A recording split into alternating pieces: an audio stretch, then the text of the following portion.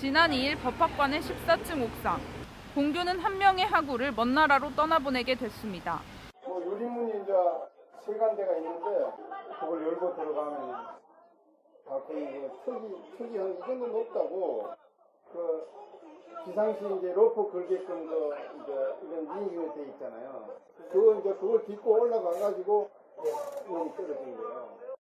경찰은 신발과 휴대전화가 가지런히 놓여 있던 점으로 미루어 그녀의 투신이 자살이라 판단했습니다. 학생이 9층에서 둘이 얘기하는데 무거워서 떨어지더래요. 한 명은 아까 1층에 내려가고 한 명은 그래서 신고가 된 거예요. 이곳은 법학관 14층 옥상입니다. 11층 정도의 엄청난 높이, 그리고 그녀가 가졌을 오랜 고민과 망설임에 반해 그녀가 투신을 위해 넘어야만 했던 것은 겨우 이 가슴 높이의 벽뿐이었습니다. 3년 전 이곳 법학관 옥상에서는 한 대학원생이 투신하여 중상을 입기도 했습니다.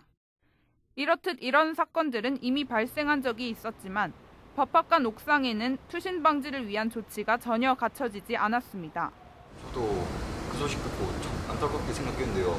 제 생각에는 법학관 옥상을 인문대 옥상처럼 아예 폐쇄시켜버리면 자살 시도조차를 생각할 수 없지 않을까 싶습니다.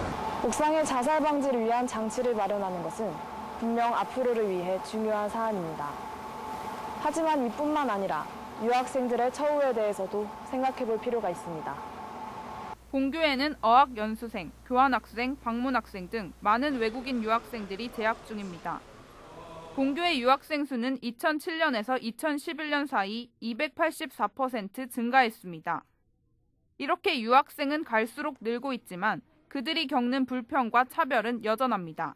아르바이트 할 때는 좀 손님들을 느껴서 외국인들이 알바할 때는 불공이라는 잘못을 하면 소리 지르고 그냥 한국 사람하고 대화를 나온지 다르게 그렇게 대하는 것이 좀 불편해요. 역시 의사소통의 문제가 가장 큰 문제라고 생각하는데 막 TV 얘기나 하면은 우리가 잘 못 알아들으니까 예능 얘기나 그런 것도 잘 이해가 안 되는 부분도 있고 그래서 잘 사귀지를 잘 못하고 같은 과 애들이 친하게 지내줬으면 그래도 그것만으로도 되게 괜찮은 것 같고.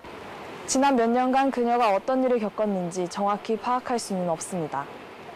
하지만 그녀와 같은 처지의 유학생들이 겪는 고충을 통해 그 원인의 일부라도 추측해 볼 수 있진 않을까요?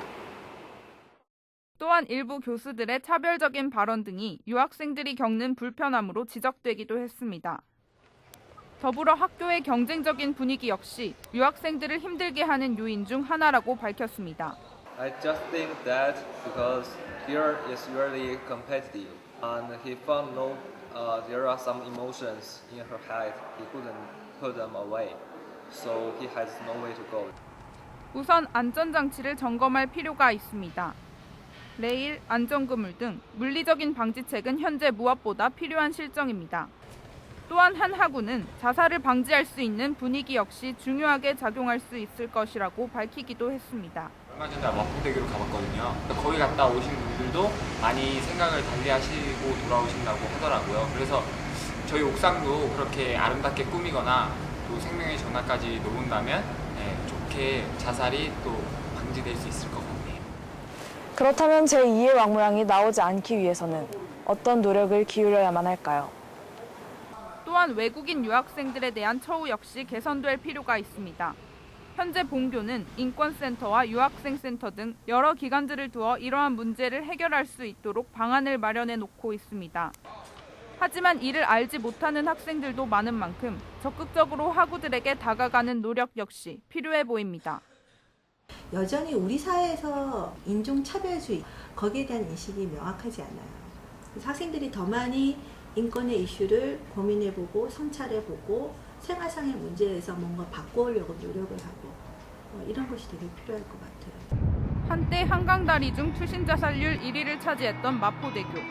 그러나 조명과 메시지를 이용해 보행자와 대화를 시도하고 생명의 전화를 설치하는 등 생명의 다리라는 컨셉으로 탈바꿈한 이후 자살률은 6년 만에 감소세로 돌아섰습니다.